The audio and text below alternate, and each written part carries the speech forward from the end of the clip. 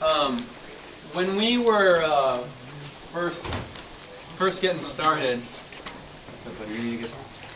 That's right. Tater does our monitor mixes, so he mixes what we hear on stage, which is vastly different from what you guys hear out there. You guys know how that works, actually? Monitors and things like that. For a band playing on stage, you don't like every guy in our band probably wants to hear their mix a little bit differently. Just to give you an idea of how mixing kind of works. Like when you make an album, you make tracks of audio, right? There's a bunch of tracks that come this way. Do you need to get? Oh. There's a bunch of tracks that make up the drums. There's a track for the snare and the kick and the tracks for overhead. There's a track for guitar. There's a track for Brad's guitar, my guitar, vocals. So one for each, okay? And there's a careful balance that goes on with all that stuff. What you guys hear out in the front of house is supposed to sound really close to the album and hopefully accentuate the best parts of the live performance, right? But what we want to hear on stage is what's going to help us play the best. So whereas in the mix you might hear guitars really loud, I may want to hear drums really loud, and I want guitars muted, gone, no guitar, because I'm rapping and I want to hear the rhythm. So that's in our monitor mix. Tater, who just walked by, if you were to hear some of our mixes, you'd think they were crazy. They really sound weird. In Chester, you'll sometimes hear him say on stage, like when we're talking to the crowd, you'll sometimes hear, like I'll say something and he'll say, I have no idea what you just said. That's because we're in between two songs where he's got my voice turned almost all the way down, and he literally doesn't know what I'm saying. Happens to me too, and vice versa. Every band is different. There's no right way to do monitors. And some bands, they don't. We use in-ear monitors, which are like little headphones. They're essentially like plugging your ears, but then only letting the sound of the whatever you want to come through. Some bands don't do that. Some bands just do speaker monitors. It's just a personal preference thing, really. And when we were first getting started, I think the monitor thing was like really, it's like a tricky part of being a baby band, because you don't know who your monitor engineer is going to be, if there even is one. So you show up at the venue in the afternoon for a sound check, if you get one, and the monitor engineer will just basically be the guy who works at the club, and he's never heard your music before.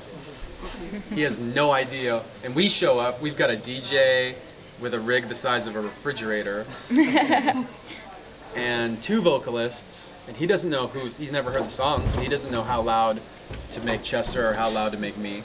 So it was, in the early days, it was very, very hard to play good shows. That's why, we're so lucky to have what we've got going on now.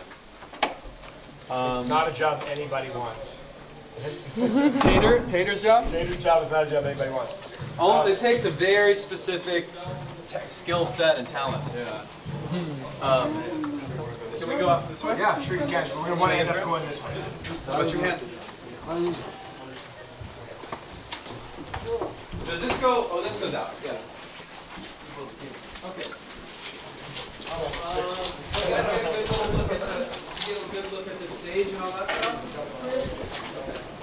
So when we walk to the show, when we're finishing, when we finish our warm up, we've done the LPU meet and greet. We did our press. It's usually just me and/or Chester that do the press. It's like, the magazines always want to talk to the singer for some reason. And so we do that, and then we relax and get focused, and maybe and definitely now rehearse for 30 minutes. We walk that place that you just walked. That's where we're going to walk tonight to the show. So we walk right through this hall. We meet right here. Do a little huddle. Say, let's play a good show. And then we walk up that ramp right there and go up. What are they doing? So right now they're making sure, for example, like all the mics work.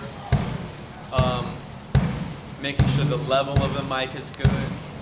making sure their gear works, making sure nothing broke in transit between the last show and this one. And this is the support act we're listening to right now. Oh, okay. Oh yeah, our guys would have already. Been done for days, buddy.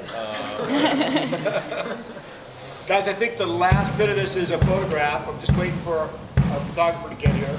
Yeah, I want a photograph of you. Okay. We can do. We'll do. No, we should do a big. We should do the big. Do the big group photo. So you guys, do you have any questions? Like, feel free. Actually, let's move over here. Do you guys have any questions? Yeah. When you have in-ear and no monitors, that when you're on the front row, you can't really hear the music because it goes to the back. What you're listening to in the front row is what everybody else, almost what everybody else is listening to. Depending on how you set up the speakers, it can affect the sound in the front row. I find that although it's very nice to be up in the front, for me personally, as a fan, I have always found that the best sound is back a little bit further. So Plus, if you're right up front, you don't get to see all the work we put into it. You don't get to see the you're not seeing the whole stage because the stage is like No, but this the now. experience is so much better Yeah, front it's row. cool. And one thing that you're saying, talking about vocals, is that what you said? Yeah, You the can't- vocals. You can't hear the vocals right. Part of that is because you're closer to the things that are actually making a lot of noise. You're closer to the guitars and the drums. Those make the most noise. If you were to play acoustic right now and let Rob play full blast, you wouldn't hear anything but Rob because the drums are just so loud. And that affects, that'll affect it a little.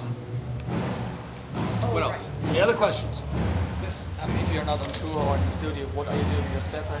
When do you breakfast and all that stuff? Yeah, I do. I mean, I just, I spend a lot of time with my family. I do, as far as like free time, I like snowboarding, paint, stuff like that.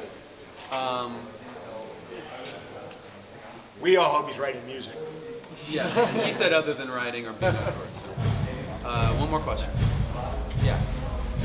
Is that you? Yes, that was you. you. Okay. The hand was coming from behind the head. Do you guys actually hang out with each other when it's not band related? We actually do. You would be shocked to find out how many bands you listen to do not see each other when they're off the road. I know. It is not. It's not. Not only is it not uncommon. So in other words, not only is it common, it's usual. I'd say. I mean, out of all the bands that you know that actually spend time together off the road, not that many. I just found out Incubus does. Bare Naked Ladies does. Manson? Manson, no. But I mean, it's different story. Yeah, I don't know. What do you think? Does Muse spend time together off the road? I know it. No. Placebo maybe. They seemed like they might. Placebo. Placebo, yeah. Yeah, they seem like they might. They're really family vibe. Yeah, that. Yeah, Good guys. I got that feeling because when we were on tour together, they had like, I came out to the backstage of the venue and they had set up, did you ever see the videos online? They set up like a little picnic area. Like it was like a tent and like fake grass and like a little barbecue. Luau. And they were sitting in like lawn chairs, like beach chairs almost. Oh my god. Really funny. They were funny guys. They were actually really nice. So We are so grateful for your fanship. I know they are. that's a good word. Fanship? Yeah. I just made that one up. It's the best part about creating. And we couldn't be more thankful for your attendance at the summit today. And some of you have been to a few summits, I know. Yeah. And that's great. Thank you guys. And yeah, let's do it. Let's do You know a what was great? picture. I asked my group whether or not, what would they change? How would they do it, make it better? They loved it. It's just like it is. It was Yeah. a great experience. Good. My first submit, and I come only for the submit 4 hours drive to here. And it's 4-hour great. drive. Yeah. Good. I got no ticket for the concert for a person in wheelchair, but I must. This. So you don't have a ticket? No. Well, you should. Yeah, well, you get your ticket. Everybody else not have a ticket? And, You guys all have tickets, right? You don't have tickets. and Okay, well, then you're gonna have tickets. wait a moment, I must phone with my parents. Oh, okay. They wait outside. Oh, they're waiting outside. Yeah. You back. Do they want Why don't tickets they as come well? all of them? Ja, It's okay, they can come in too. Oh nein. Oh nein. Kleinen Moment. Okay, go ahead. Well, I'll take care of that. Let's do the photograph. let's do a photo first. Photo first. If everyone can see me, I can